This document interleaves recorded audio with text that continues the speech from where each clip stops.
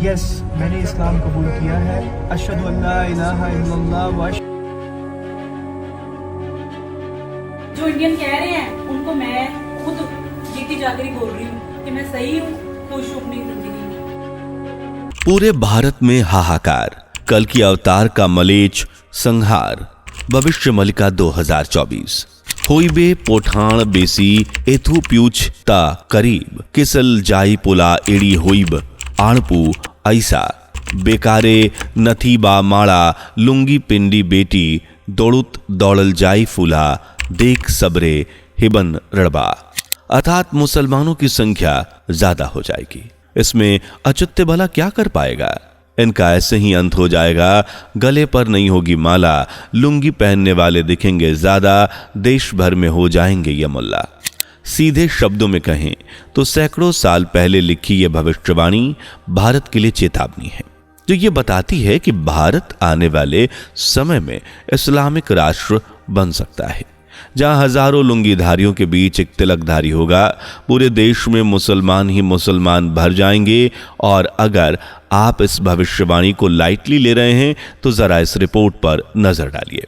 ये रिपोर्ट भारत सरकार के इकोनॉमिकली एडवाइजरी काउंसिल के द्वारा प्रकाशित की गई है, जिसके अनुसार 1950 से 2015 तक देश में मुसलमानों की संख्या 43.15% तक बढ़ी है, जबकि हिंदू जो 84.68% थे, उनकी संख्या 7.82% तक गिरी है, जबकि क्रिश्चियन जो कभी 5.38% की वृद्धि कर चुके हैं। यानी हिंदुस्तान के मूल निवासी हिंदुओं को छोड़कर सभी की आबादी बढ़ी है, और सबसे ज्यादा बढ़ी है मुस्लिम्स की, जिनकी आबादी के साथ ही सैकड़ों साल पहले की गई भविष्यवाणी भी सच होती नजर आ रही है। पर ऐसी क्या भविष्यवाणी है जो भारत को डरा रही है? क्या भारत का हाल बांग्लादेश और पाकिस्तान जैसा होने वाला है? जानने के लिए वीडियो के आखिर तक बने रहें, लेकिन उसके पहले चैनल को सब्सक्राइब करके बेल आइकन को प्रेस कर लें। दोस्तों, हम जिस भविष्यवाणी की बात कर रहे हैं वो उड़ीसा के महान संत अच्युतानंद दास महाराज द्वारा की गई है। संत गुरु अच्युतानंद दास द्वारा आज से सैकड़ों साल पहले 318 पुस्तकों में हजारों भविष्यवाणियां की गई थीं, लेकिन उनका सबसे प्रसिद्ध ग्रंथ है भविष्य मलिका। ताड़ के पत्तों पर लिखित अपनी भविष्यवाणियों में गुरु अच्युतानंद ने भारत से दुनिया से जुड़ी तमाम बातें कहीं, जिसका सार है भविष्य मलिका, जिसमें महायुद्ध से लेकर भारत पर हमले तक की भविष्यवाणी की गई है। और इस भविष्य मलिका का एक हिस्सा है जाई फुला मलिका। जाई फुला मलिका ग्रंथ में लिखा है कि कलयुग के अंत में भारत में मुसलमानों की संख्या सभी हदें पार कर देंगी, लेकिन अंत में यही बढ़ती जनसंख्या इनके अंत का कारण भी बनेगी, क्योंकि हम सभी जानते हैं कि जब सस्ते और लोकल प्रोडक्ट्स को बड़े लेवल पर मैन्युफैक्चर किया जाता है तो ज़्यादातर प्रोडक्ट्स क्वालिटी वाइज ख़राब ही निकलते हैं। भारत में बढ़ती मुसलमानों की आबादी के साथ भी ऐसा ही होगा। देश में बढ़ती आबादी का ग्राफ देखें तो 1950 में यहाँ 35 लाख के लगभग आबादी थी, जबकि 1870 में आबादी सिर्फ 12 लाख के आसपास थी। हालांकि इससे भी ज़्यादा तरक्की 1950 से 2020 तक देखने को मिली, जब देश में मुसलमानों की आबादी 187 मिलियन यानी 1 करोड़ के भी पार पहुंच गई। 1950 में मुस्लिमों की आबादी का हिस्सा 9.84% के लगभग था, जबकि 2015 में बढ़कर ये 14.09% तक पहुंच गया। साल दर साल ये आंकड़ा ऊपर ही जा रहा है, जबकि हिंदुओं की आबादी बदलते वक्त के साथ अपने ही देश में कम हो रही है, क्योंकि हिंदू अपने देश में शुतुरमुर्ग की तरह छुप कर बैठे हुए हैं। जैसे मुसीबत देखकर शुतुरमुर्ग अपनी गर्दन जमीन में धंसा लेता है, वैसे ही हिंदू भी आगामी खतरे से अनजान बनकर कुछ नहीं है ये चिल्लाते रहे हैं। इनको ये अंदाजा तक नहीं है कि देश में क्या हो सकता है, जबकि मुस्लिम अपने बच्चों को मदरसों में बैठाकर तालीम देते हैं कि हिंदू काफिर हैं, जहां भी दिखे मार दो। जिस थाली में खाते हैं उसी में छेद करते हैं। सिर्फ यही नहीं, आज मुस्लिम लड़के हिंदू लड़कियों को प्यार के जाल में फंसाकर उनका धर्म परिवर्तन करवा रहे हैं। इसे दूसरी भाषा में लव जिहाद कहा जाता है, जिसके चक्कर में अब तक हजारों हिंदू लड़कियां अपने धर्म को छोड़कर मुस्लिम बन चुकी है। और हैरत की बात है कि ज्यादा धर्म परिवर्तन लड़कियों की मर्जी के खिलाफ हुए हैं। सिर्फ लब जिहाद ही नहीं बल्कि लैंड जिहाद भी मुस्लिमों की मानसिकता में बस चुका है। यकीन ना हो तो इस रिपोर्ट को देखिए। यह बताती है कि वक्फ बोर्ड के पास 9,40,000 एकड़ जमीन का कंट्रोल है। इनमें से 8,72,321 अचल संपत्तियां हैं, जबकि 16,713 चल संपत्तियां हैं। ये पूरी जमीन दुनिया के 45 देशों के क्षेत्रफल से भी ज्यादा है। अकेले उत्तर प्रदेश में वक्फ के पास 42,24,707 संपत्तियां हैं, जिनमें से 1,99,701 सुन्नी जबकि 15,006 शिया के पास हैं।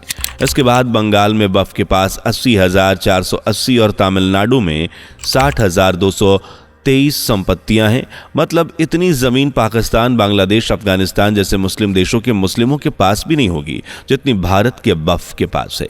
और इस लिहाज से आर्मी और रेलवे के बाद वक्फ भारत का तीसरा सबसे बड़ा जमीन होल्डर है, जिनमें मस्जिद, मदरसे और कब्रिस्तान सहित अन्य जगह भी शुमार हैं। लेकिन हैरानी की बात पता है क्या है? हैरानी की बात तो यह है कि इसमें ज्यादातर जमीनों के बोर्ड के पास कागजात ही नहीं है, यानी अवैध वसूली की गंध साफ साफ सूंघी जा सकती है। फिर भी हमारा सिस्टम, हमारा देश, हमारे लोग खामोश बैठे हैं। ऊपर से विपक्ष जो चंद वोटों के लिए इनके सगे बन बैठे हैं और गैर हिंदुओं को भर भर के सुविधाएं देते हैं, फिर चाहे इसके लिए हिंदुओं की कुर्बानी ही क्यों ना देनी पड़े। लेकिन हिंदू भी कहां जागते हैं। अभी हाल ही में हुआ इंसिडेंट ही देख लीजिए। वक्फ बोर्ड की बढ़ती शक्तियां और मनमाने रवैये, अवैध कब्जे के खिलाफ जब सरकार विधेयक लेकर आई तो देश से ही विधेयक के खिलाफ आवाजें उठने लगी। इतना ही नहीं, जब जॉइंट पार्लियामेंट्री कमीशन ने इस विधेयक पर लोगों की राय मांगी तो उन्हें 1,20,00,000 ईमेल्स, लेटर्स, अटैचमेंट प्राप्त हुए। लगभग सभी में एक्ट को खारिज करने की मांग थी। हालांकि इसमें भी इंटरनेशनल साजिश की भनक लगने के बाद जांच की बात चल रही है। यानी देश में कट्टरवादी बर्बाद करने की हर मुमकिन कोशिश कर रहे हैं, पर हिंदू देश को और खुद को बचाने की एक कोशिश भी नहीं कर रहा। बस आराम से घर में बैठा हुआ है। और अगर ऐसे ही चलता रहा तो आने वाले कुछ ही सालों में भारत को इस्लामिक राष्ट्र बनने से कोई नहीं रोक पाएगा। तब भारत में भी हिंदुओं का वैसा ही हाल होगा जैसा बांग्लादेश और पाकिस्तान में हो रहा है। तब उन्हें कोई नहीं बचा पाएगा। लेकिन जो अपने धर्म की रक्षा करने की कोशिश कर रहे हैं, जो अपने धर्म के पक्ष में खड़े हैं, उनके लिए स्वयं भगवान कल्कि अवतार लेंगे। जबकि संत गुरु अच्युतानंद की भविष्यवाणी के अनुसार देखिए तो कल्कि अवतार जन्म ले चुका है। जी हाँ दोस्तों, भगवान कल्कि जन्म ले चुके हैं और सनातन को बचाने की कोशिश भी शुरू हो गई है। लेकिन याद रखिए दोस्तों, धर्म भी उन्हीं की रक्षा करता है जो धर्म की रक्षा करते हैं। इसलिए अगर आप भी भगवान के भरोसे सब कुछ छोड़कर बैठे हैं तो एक बार महाभारत के उस युद्ध को याद कीजिए जब भगवान कृष्ण ने अर्जुन से कहा था कि हे अर्जुन, तुम अस्त्र उठाओ और दुश्मन का विनाश करो, क्योंकि फल उसे ही मिलता है जो कर्म करता है। तुम कर्म करो, परिणाम की चिंता मत करो, क्योंकि परिणाम मैं खुद दे दूंगा। इसलिए अभी भी वक्त है अपने धर्म की रक्षा करनी है तो उठ खड़े होइए और जात पात का अंधापन मिटाकर एकजुट हो जाइए, क्योंकि ये समय मिलजुल कर काम करने का है, एकता से काम करने का है, साथ खड़े रहकर काम करने का है, ना कि ऊंच नीच जात पात के अंधकार में गुम होने का।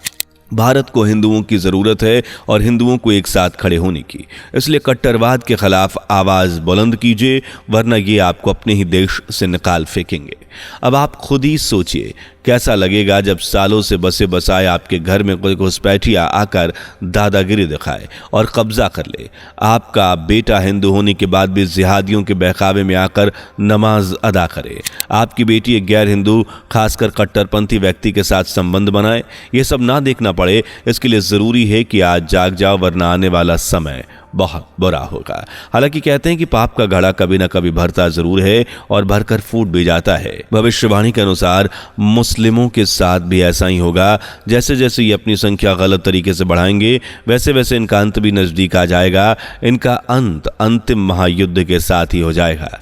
इस बारे में संत गुरु अच्युतानंद जी कहते हैं कि घोर प्रणय मूरत धरीबो, जनीठा भई दाहिबो शक्ति शिविर टू सत्य बड़ एकाथी संभड़ नकोटी राज्योन्नति कोषण। अर्थ, भयंकर प्रलय के रूप में देवीय शक्ति पृथ्वी पर प्रकट होगी, तब तप एवं पोप के बीच भीषण संग्राम होगा, जिसमें राजनीति का कौशल धरा का धरा रह जाएगा। कुल मिलाकर यह भविष्यवाणी अंतिम और सबसे भयंकर युद्ध के बारे में की गई है। यह युद्ध अब तक का सबसे भयानक युद्ध होगा, जिसकी तैयारी सिर्फ दुश्मन पक्ष ही कर रहा है, जबकि हिंदू शांत बैठा है। इस युद्ध में दुनिया में एक भयंकर प्रलय की बात की गई है, जो इंसानों के लालच, ईर्ष्या और पाप की वजह से जन्म लेंगे, और ये युद्ध तीसरे महायुद्ध के रूप में देखा जा सकता है, जब दुनिया के ज्यादातर देश आमने सामने होंगे, एक दूसरे से जंग कर रहे होंगे। ज्यादातर देशों में हाहाकार मचा होगा, लोग कीट पतंगों की तरह मारे जाएंगे। तब न राजनीति की समझ काम आएगी, न ही युद्ध कौशल की, क्योंकि परमाणु हथियारों के इस्तेमाल की बात कही गई है। हालांकि जब ये युद्ध अपनी चरम सीमा पर होगा, तब भगवान कल्कि अपने असली रूप में आकर धर्म से जुड़े लोगों की रक्षा करेंगे और पापियों का नाश करेंगे।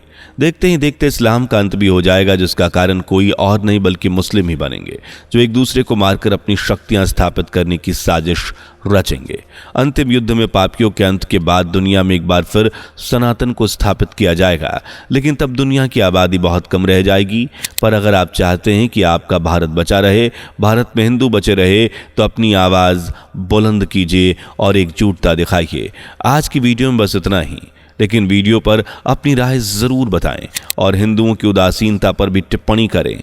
वीडियो पसंद आई हो तो लाइक शेयर करके चैनल को सब्सक्राइब कर लीजिए, और हाँ, ऐसी वीडियोस देखते रहने के लिए बेल आइकन को भी प्रेस कर लीजिए। मिलते हैं अगली वीडियो में, तब तक अपना ध्यान रखिए। दोस्तों, आपके स्क्रीन पर 2 और वीडियोस दिख रही हैं, जिसे देखने के लिए स्क्रीन पर क्लिक करें। दोनों देखिएगा, बहुत अच्छी वीडियो बनी है।